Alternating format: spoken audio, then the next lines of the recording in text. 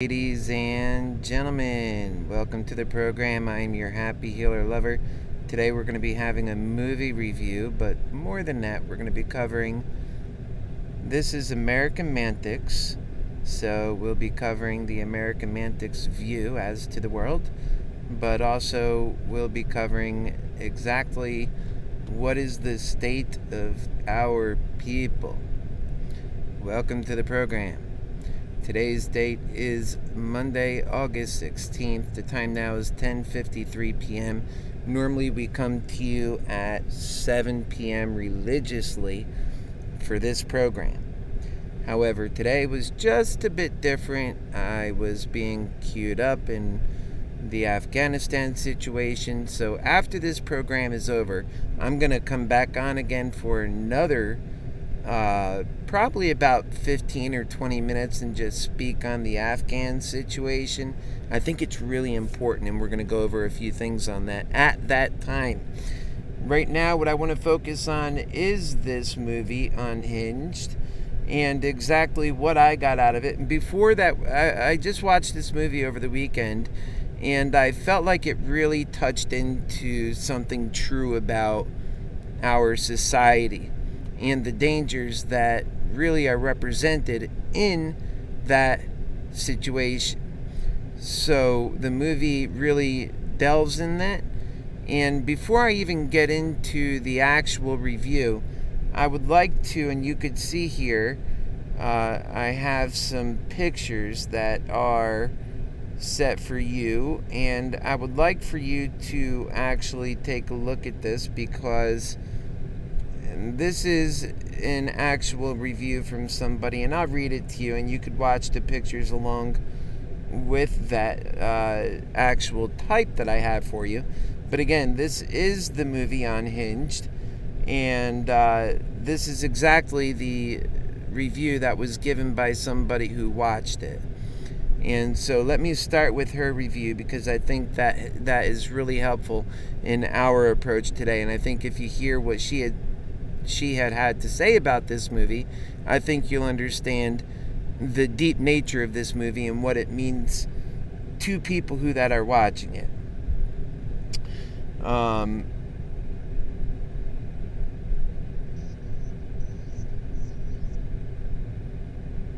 So the thing to note is this is a woman who is actually, I'll be talking about and reading what she had wrote.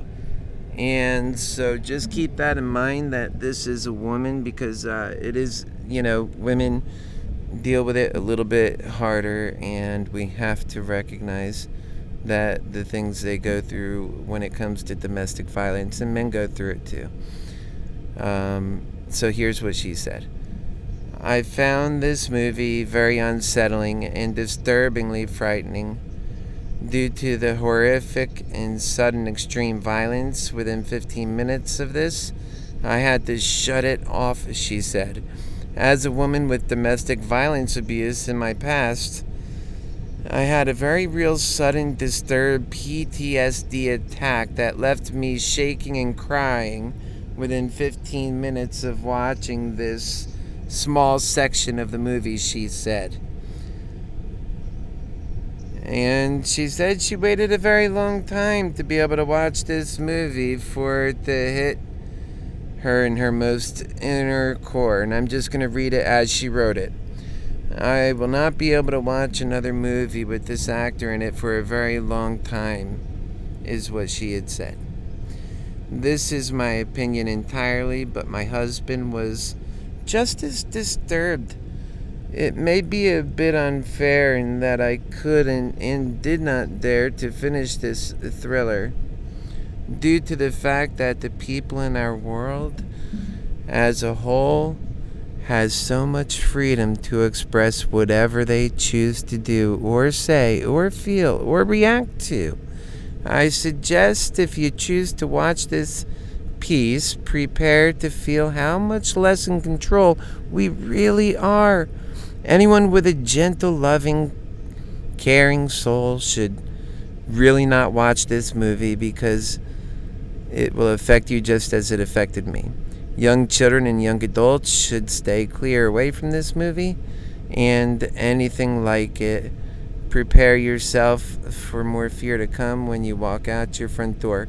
We are all feeling a little stir crazy, and I think to go for a drive to clear our heads can serve well. Well, I can only say if you've been flipped off at or screamed or cut off in front of you while daydreaming, driving, consider yourself fortunate. And that's, again, I did not watch the entirety of this movie, and so take it with a huge grain of salt. I can only hope that some kind of peaceful force stopped the roll of this movie after I turned it off after 15 minutes. This is everything she's been saying. And 15 minutes, and this is it was made to show what a real mess we've become, she feels. And I certainly agree with that. And that we've lost our ability to be kind and sensible when it comes to strangers and our own family at times. Road rage, and even being at home for the last 10 months within close quarters and possible can drive us to become unhinged, like Russel Crow's character. Please swallow the pride and take a calm road trip to the beach and decompress all that vented up pressure. Please. I would really hate to be the person that ticked off an unhinged road rager such as Mr. Crow's character on my way to my doctor visit next week. My final words to all of us in these tense times: slow down, love your family and friends, be kind to others. You never know their level of pain and disappointment that they're possibly going through. And we're all here on this earth for such a short time, and all together we can send our best intentions and love to whoever's eyes we come in contact with. My hopes and prayers for us all are to be more aware of the people around us.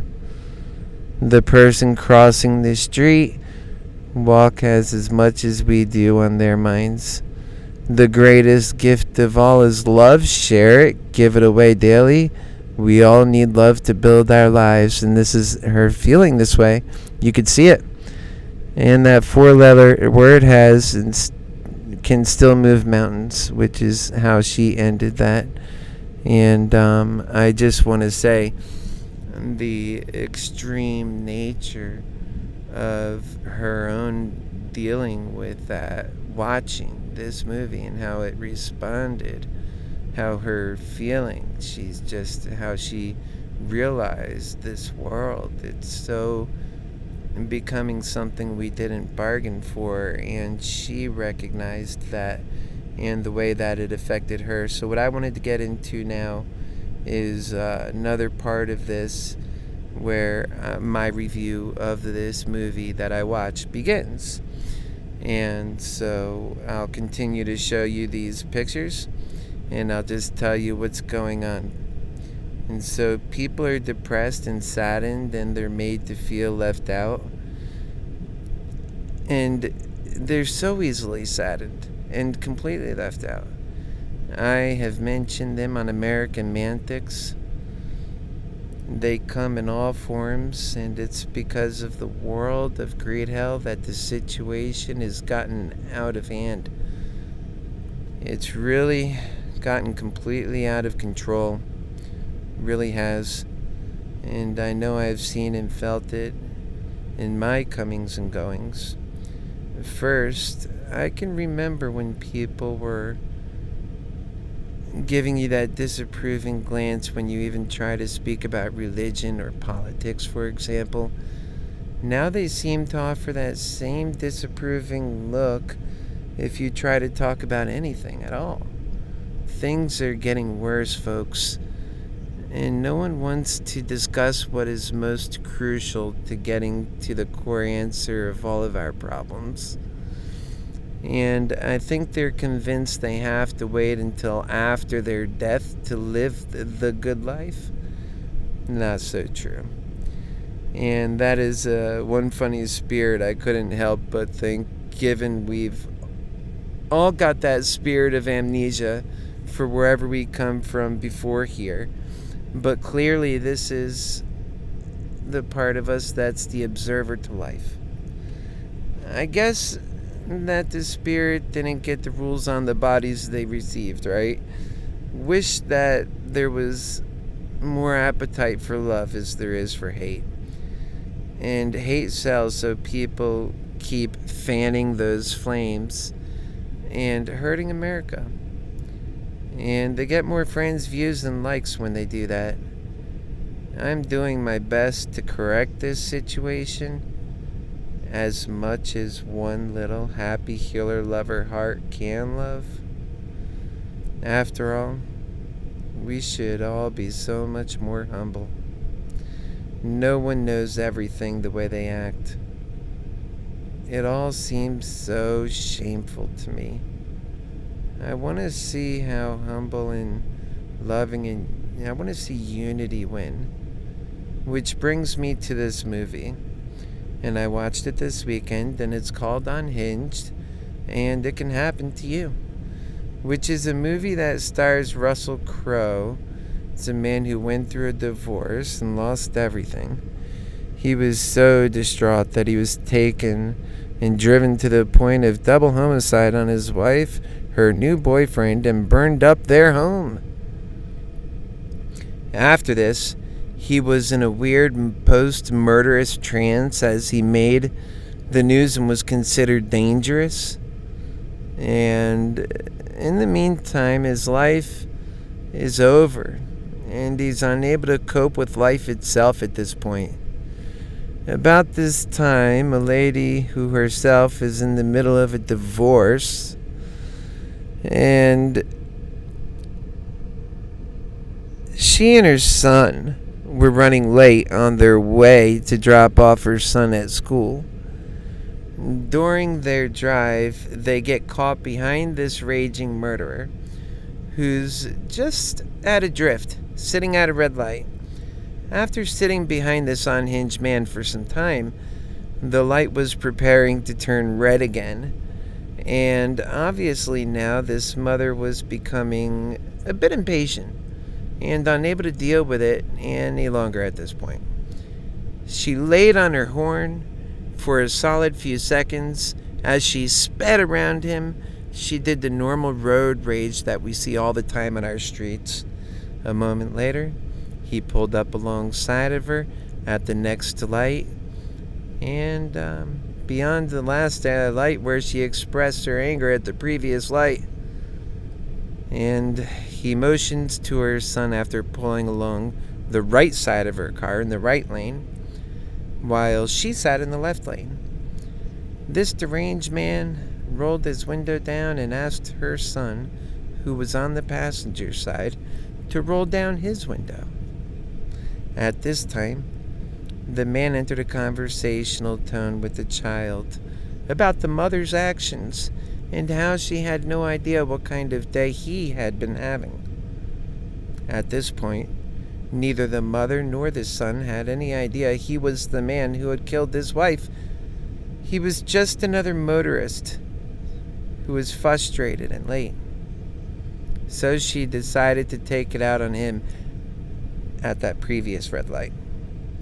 He said he was sorry for his having a very bad day and that she should also apologize, and the mother responded after the man kept pushing the issue, and instead of apologizing to this man who felt the world was becoming too much and too mean, and she confirmed to him that belief.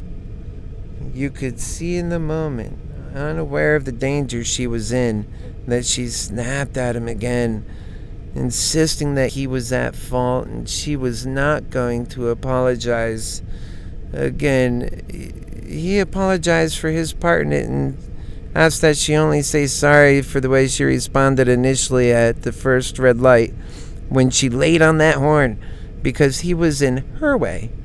He gave her son a lecture about how the horn should be used, and just a short, nice two-tone just to let everybody know your presence rather than being rude and not laying on the horn.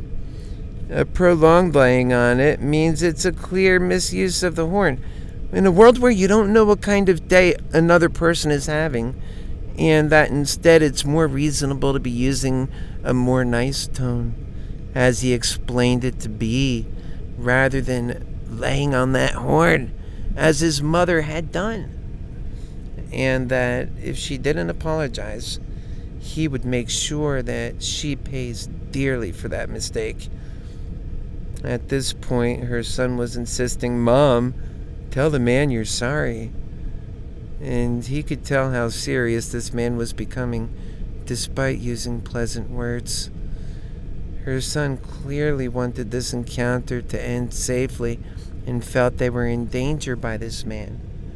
In one last fit of this mother's own rage, with her son in the back seat, told this man that she wasn't to blame, and she drove off. And this sets the pace for the rest of the movie, where this man first chased this road-raged woman and her son, slamming on the brakes in front of them, nearly causing an accident, and then followed her to a convenience store and grabbed her cell phone as she was inside the convenience store. When he did, he was able to access her entire family's friends list. All friends and family, and he is obviously nobody's fool, and pushed to a level beyond the edge of his breaking point, deranged and angry, wanting revenge against society for ruining his life, and that's why he was unhinged. And now he had her loved ones in his hands with nothing to lose, and his goal before passing this earth was to teach her a lesson that she would never forget. You can find this film on Amazon Prime Movies, and it has Russel Crow in it, and it's available for viewing as we speak. Though viewers be warned, I've read some reviews on this movie that plenty state a viewer was only able to watch it for 15 minutes, and that's the one that I just told you about. And some women weren't able to watch it at all because they were victims of domestic abuse, and it brought up bouts of PTSD that now keeps them from watching any Russell Crowe movies at all. And that's for the foreseeable future. This is how prevalent this is in our society and in the open air and within our own lives, and going on for so many years. I know when my poor mother had to endure drunken beatings from my father and my brothers and my eldest brother too, it showed us that life was dangerous and that the worst could happen to us, anyone. My father did some terrible things to us children in his fit of rage. My eldest brother, who died this year, had to put up with a great deal of it, as we all had to. We learned about fear as children and dealt with fear.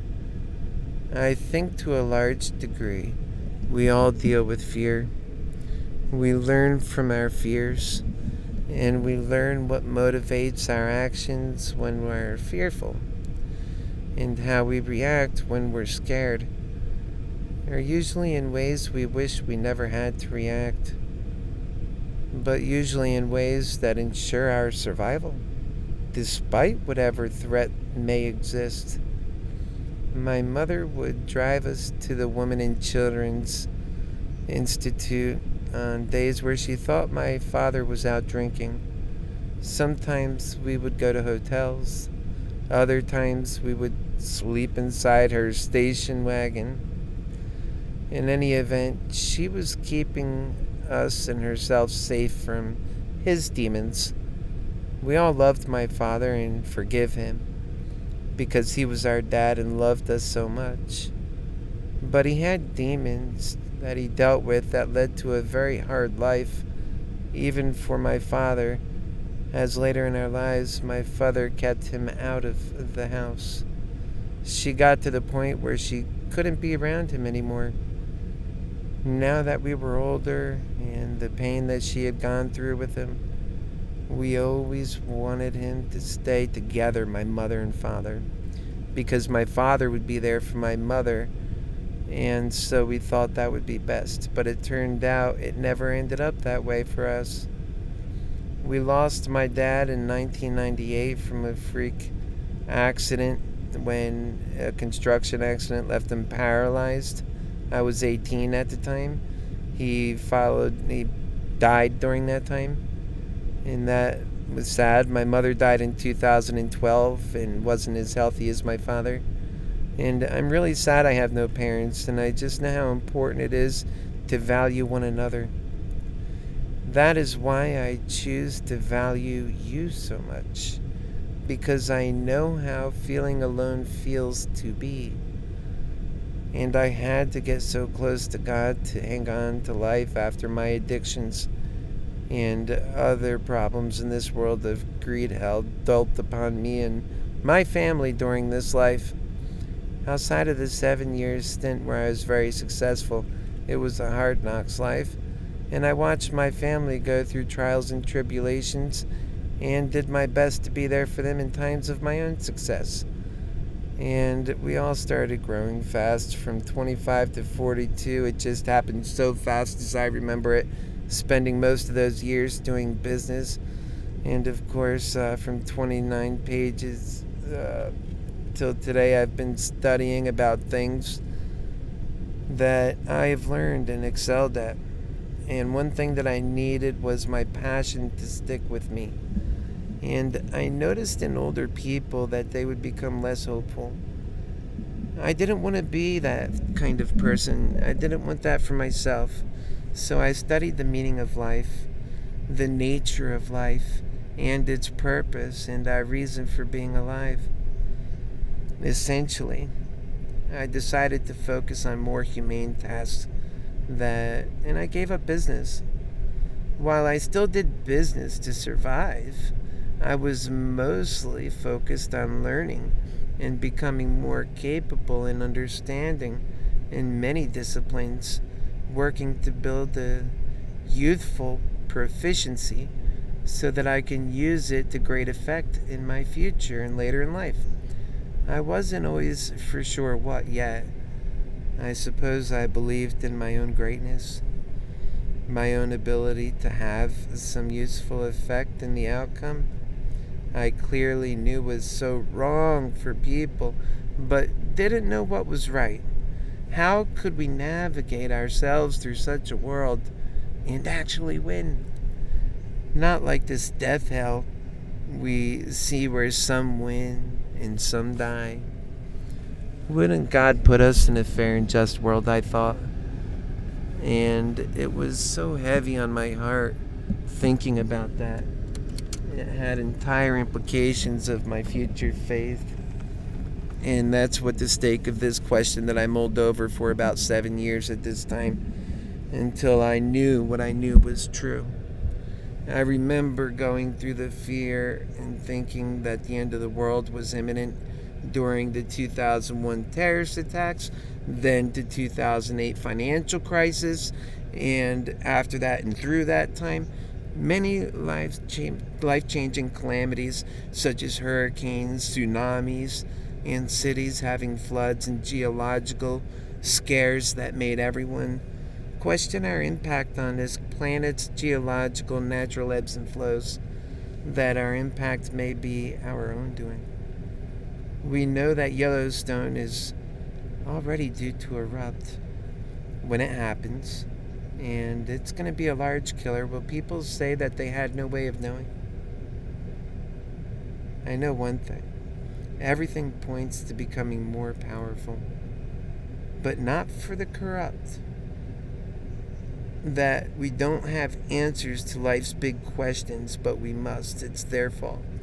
I felt so hopeless ultimately in the knowledge of how insanely large our problems were, that we need to overcome our own hell.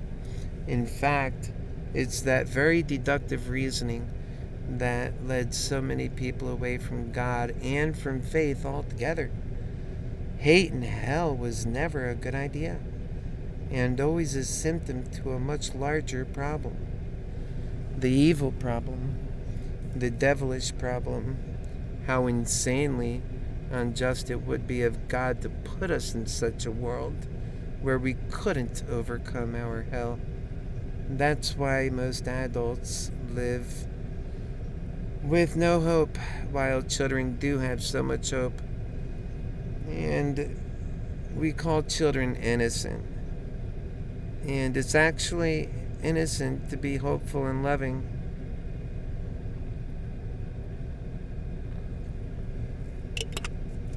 To know about this problem and do nothing. And those kids, the moment they grow up, they see this truth. They now know that hopeless conditions exist and that we're destined to failure. A general tone falls over those people, folks. It's hard to stay positive on the outside, and they do. But the fear it's having on our lives, where we wish to have somewhat of a good life in a world we ultimately give up to Satan's distrustful and hateful views of people, and we should love to seek and understand these folks, that unless we tried as hard as we could never accept defeat, greedhell's defeat that would have us do, the things it would have us do, and people couldn't understand why God made it stacked against us in this life. But I don't see that at all. I see an entire solar system at our disposal and increasing our abilities and knowledge over time. In that I see so much to do and become. I know we're barely getting started at that, and if we fail now, then humanity may fail for all time to come. That's literally the place where my brothers and sisters stand. Should we fail now, we fail for all time. For a long and sustained exponential human progress are like links in a chain, like balancing on a ledge. Should you lose your balance, you won't survive what happens next. Same is true for human progress. Should you fail to continue progressing, life won't be able to sustain the population growth without advancing all the same. Since hope gives us faith to follow through, we are thus capable of anything. But if hope gives faith a way forward, then what gives us hope? Love and seeing the world in its truthful form so that we can do something about it. It's love that binds us and unites us and makes us so much more powerful to attain our own rightful world that's ever progressing, has people surviving, living happy, hopeful lives, can give rise to a world of value. People have value. When I was younger, I always believed that, as do all young people. It's only until we become older and somehow get it wrong. The result of a painful world lived by a people who knew they should have had it better. And why would they be shown this prize of what life could and should be, but live the way it is in dark and miserable times? People end up in real depression over that. I've seen all of my family go through it. There is so much more hope to be had than that. I mean, I've always been a very helpful person, but after my star was fading out because of the drug addiction doctors put me on, had me dealing with the pain of life as well as pains and aches I had to deal with. We should never tolerate so many hurting and dying people when we can do better. We owe it to ourselves to become better, grow stronger, and become the first super consumers so that we can show how we can both take care of ourselves and flourish in higher care, not lower care. And all because we can. Our ability and progress allow for it. Because people have value and purpose, we do it. We raise the hope in people when we do stuff like that, which is what I was just describing, is a way out of this mess. We explain every process and way and means AmericanMantics has after having gone through all of these other life processes that God uses for us to first see the problem and then convey it. And for you to receive it as natural and undeniable truth you have also witnessed and since have already seen to be true yourself. It's that gift of faith. When people are angry, mad, and hopeless, and clearly lack hope, and faithless people will take us off the bridge, folks. That's why I work, and that's why our work is so important. That as humans, our story of progress and how it's like the links in a chain, and that one state should be made, or that one link, should it break, the whole chain fails. It's not that we succeed because we're perfect. Of course, we succeed that when we're in God's love and we can summon the care sufficient to deal with all life's problems and to never give up until we get it right. That people are taken care of and that human value is respected in our society. And that's what each person needs to commit to for the people that they love. As they become more hopeful that other ways are more than possible. It's God's way. We are empowered with love. And it's indeed waiting on us to take our rightful spot and ordained for us to live this better life. Complete with God's love and unity and actionable force working for our better world for us all. That people matter. They have purpose and value and a sacred reason for living. As they learn to love all people, this is the world that they want to be in and grow up in. It's a world they first started knowing out when they watched the cartoon images of our hope-filled childhoods, our innocent times. It's not even that foreign to us. The ideals that we understand clearly, because they're ideals that are written on our hearts. Our dreams and hopes tell us what is right and what is ideal. And what is ideal is what is right for people who matter. That is God speaking to us. Our instinctive knowledge is meant to take us so much further than it does. But it's always our gift of free will that makes life worth living. But it also makes worth hard to live. And that's our challenge. Though love is our power, because it's the care force. But many lose their hopes and dreams and instead go back to doing something less than their remarkable purpose in this lifetime. Which they understand and accept their own value first, and then everyone else's, and then to do their part to provide a better lives for people who matter, and in the world where it's not tolerated of people who matter. It helps when our facts match our ideals. And today, people don't matter. And we know that, based on the way people are left to die in our care and archaic ways. So much technical ability, and yet so little of that human technical ability goes to helping people who are suffering with sickness, all because we don't value them enough. Love is the force that creates new value indeed. It's how we afford to take on such monumental tasks.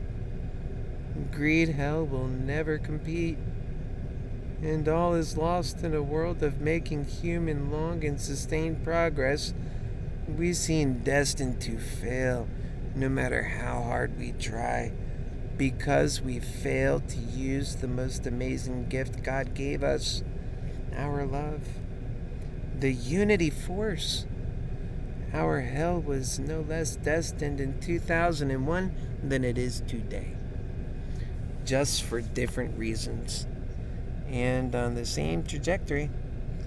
So when I speak of evil, it's a force that has kept the threat of death looming over us all, as it robs the lives of so many in a world becoming increasingly hateful and making humanity less special.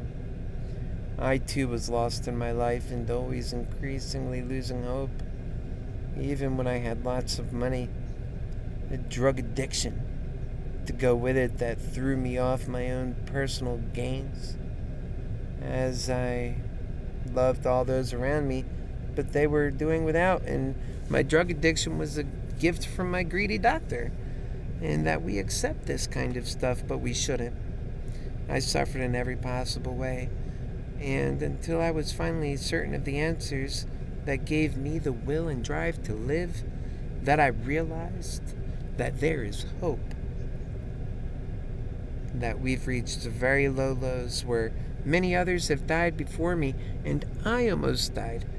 And I've learned through so much hardship, and it took for losing millions of dollars, and it was a depression manifested by happy healer lover in the making.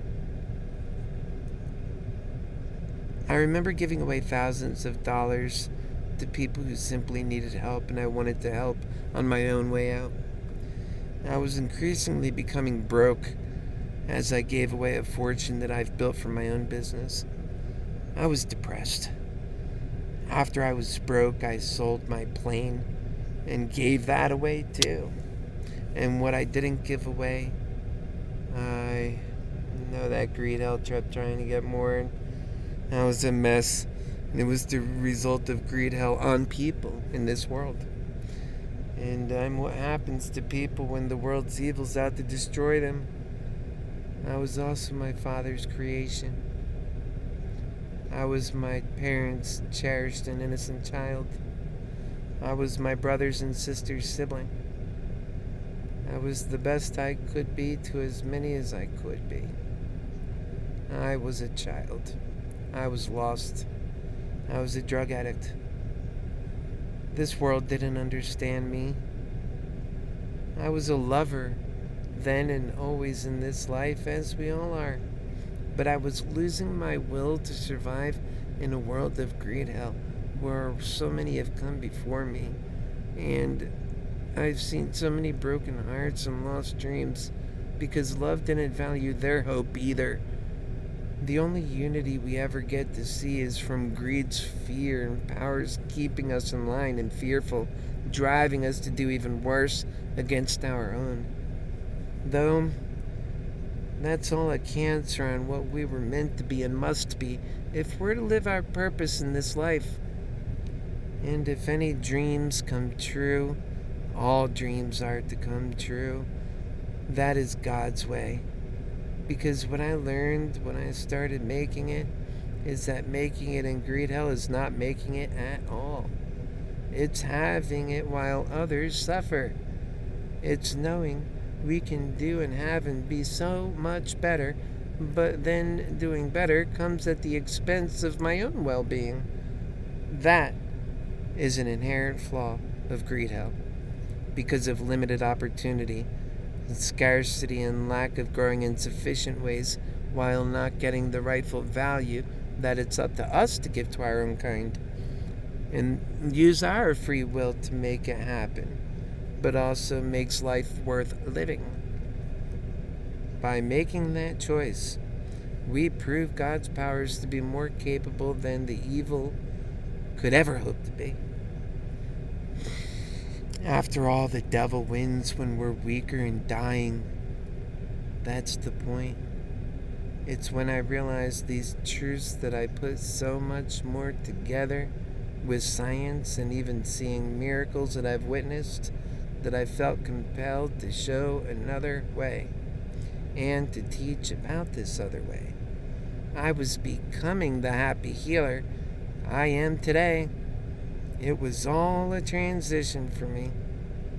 More and more becoming and doing the things I knew was right out of integrity for humanity that I loved so much. I knew that it could be so much better. It was never unfair what God had done to us. He put us in a world where we were given both choice and free will and the love to overcome our own greedy nature. Or the devil within that also persists to have us go right off that cliff. It's wrong. And it's beatable. It's governing everything, including love. But it should be the other way around. That is when I realized we lived in greedhell, the upside-down world that does not know how to value human beings. It wasn't the right direction for a life worth living. And I began to notice that there were too many people dying. That is what I have learned. Living in lots of pain and watching lots of death. My dad was a good man. We all knew he had two sides, however. And when he drank, that other side came out. And he was a bitter man in so many ways, obviously. That made him act in ways that I think all people can relate to. I feel this movie emulates life in a very real way. We know the problems that exist. And we all know they tend to go on settled in that they will only continue to get worse. And that our only solution for dealing with these big problems requires qualities our people refuse to have right now. And that is why it seems we are destined for greedhell's outcome. And the country that came together to show our ability to live and grow and love together can be successful on this earth. Devils are out to see to that never happens. And what we have here is their winning. So viewers' discretion is advised in this film, UnHinged. But realize that if you watch it, what you're watching is based on our own true story. I recommend it for real-life consequential lessons to actions we take in our daily lives. Case in point, that we don't just live better in a world of love, but that it's the only thing that can save us from our own selves. But that is also where the hope comes from. We're so capable of doing this because God gave us the one tool that can get it done. His love. This is most certainly our art here, imitating real life. And it shows real similarities. Needless to say, this murderous man came out of his trance at this moment and began a new spree that was focused on destroying this woman's life for having been rude to him and unwilling to say sorry.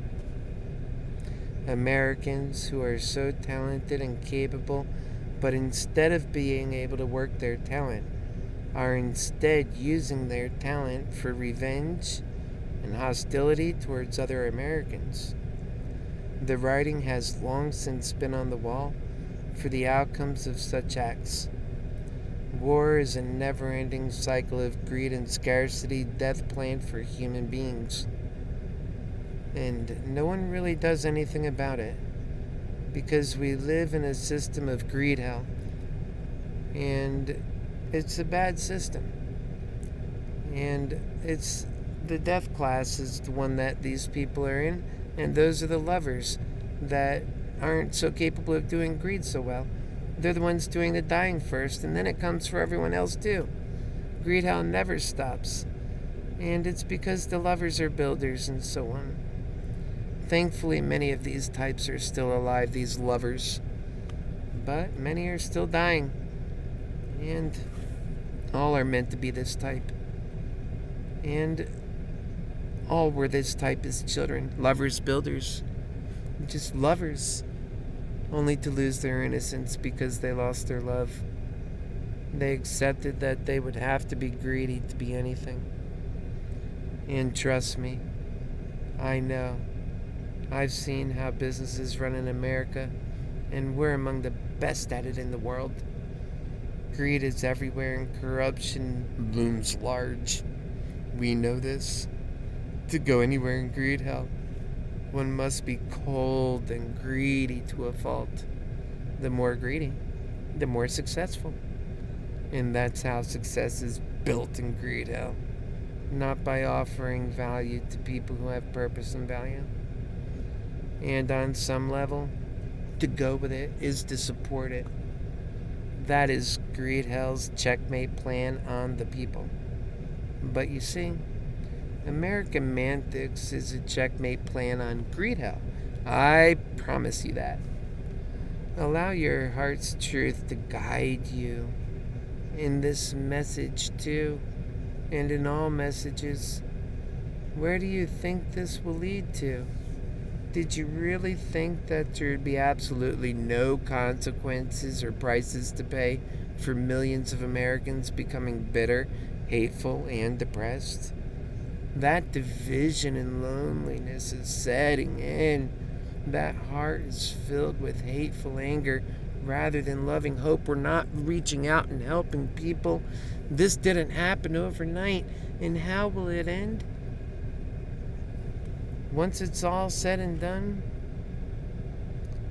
we already see in the smaller consequential ways we pay, which are still large and unsettling.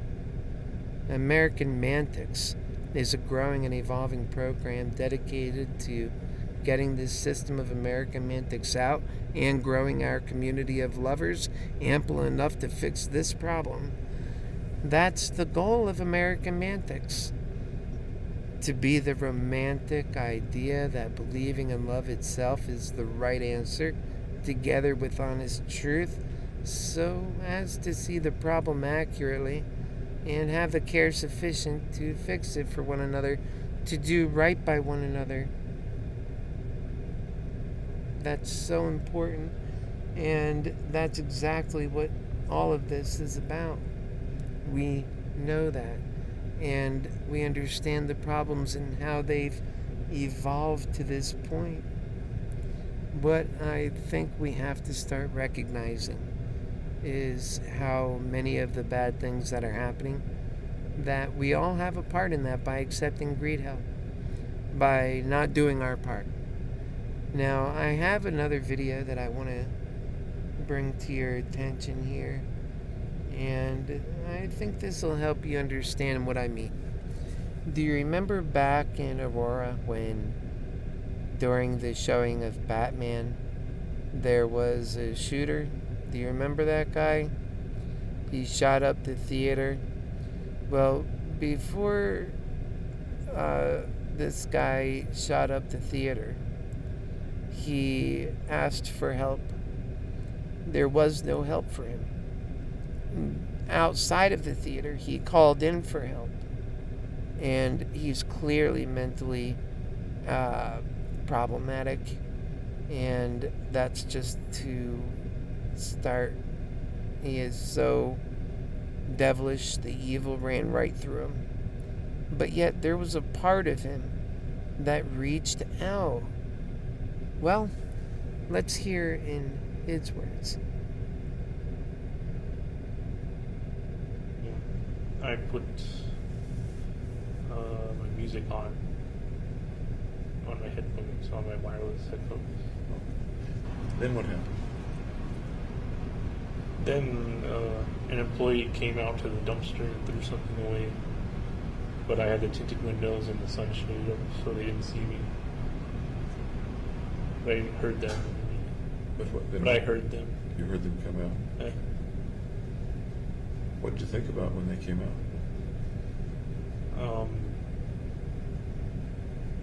If they're going to interrupt the process or not. But they didn't. They just went back inside the theater after they threw the trash away. If they had somehow interrupted the process, what would have happened?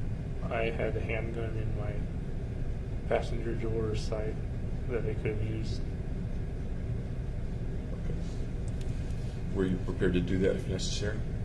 Yeah.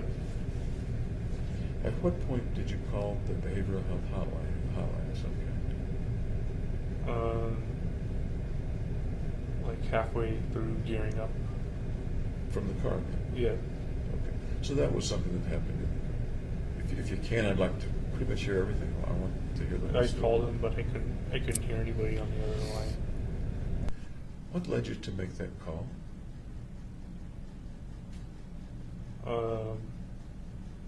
Just one last chance to see if I should turn back or not. As far as you know, your reception was fine in the middle of town, Right? and you didn't hear any answer, electronic or personal or otherwise, on the other end. No. And you said 9 seconds. Did you kind of count them off, or did you show on the phone how long it was? It said call ended after 9 seconds. I'm sorry? It said call ended after 9 seconds. Do you remember what you thought or felt, or when nobody answered?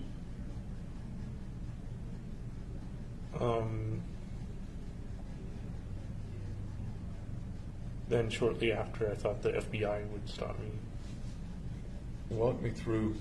You go in through the outer door, then what happens, and what do you see, what do you hear, what do you smell? First, I opened the tear gas canister while I was still outside the door, and it made a hissing sound. And then I went inside and tossed it over on the right side of the theater. How did it feel to be really doing it? Then it was autopilot. Walk me through from there.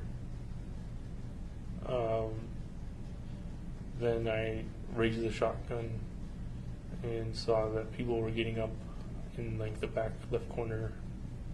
So I shot up that direction, and then I don't remember any of the other shots of the shotgun.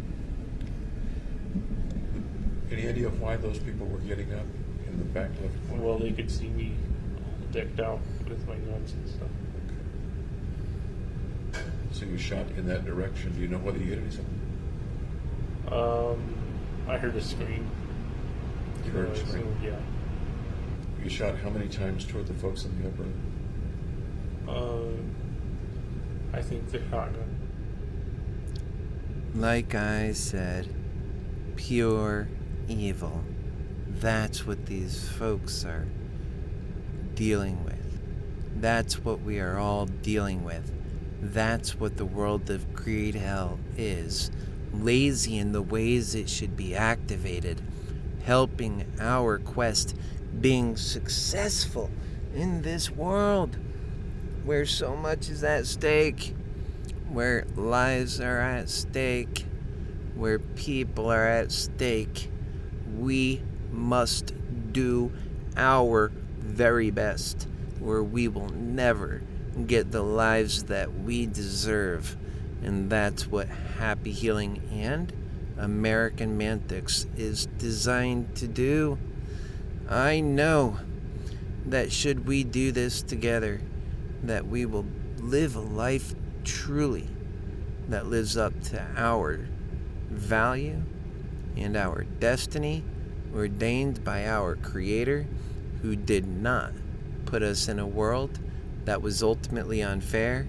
It was made more than fair by giving us both our free will and a way forward in love. And that love for us is our unity force.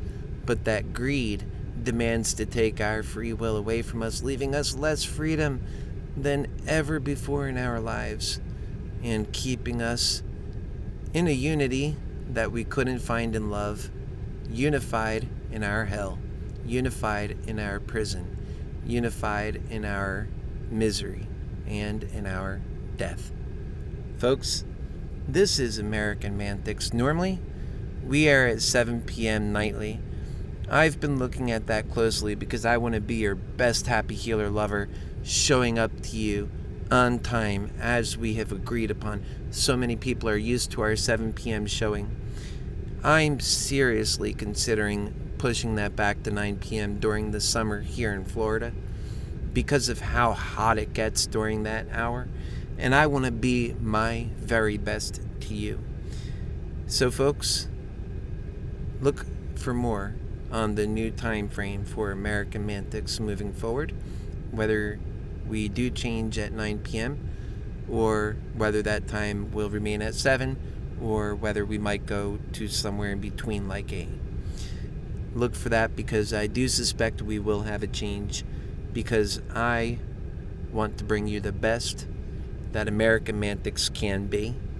This progress is the most important effort and progress that I have ever worked on in my entire life, despite having made millions and doing wonderful things, learning. None of that matters, because this is what matters most. It's what is killing my family. It's what's killing your family. We have to get it right. I love you. I'm your brother. I'm your happy healer lover, and I care about our outcome together. I care about you. Care is a natural thing to do. I love you. We'll see you soon on Wednesday on AmericanMantics, and look forward to that new time. God bless you. See you soon.